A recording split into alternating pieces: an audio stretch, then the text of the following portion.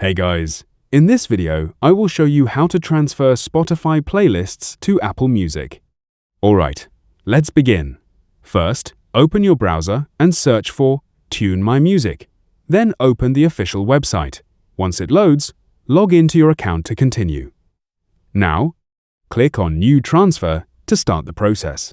Select Spotify as your source platform and log in to your Spotify account when prompted.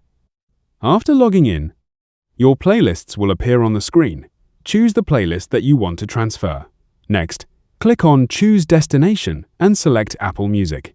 If you don't find it, simply click on the search bar, type Apple Music, and it will show up. Select it, then log in to your account. Make sure you have an active subscription. I don't have one, so I can't go further, but I'll guide you. Once everything is set, click on Start Transfer to begin moving your playlists. That's it for this video. Thanks!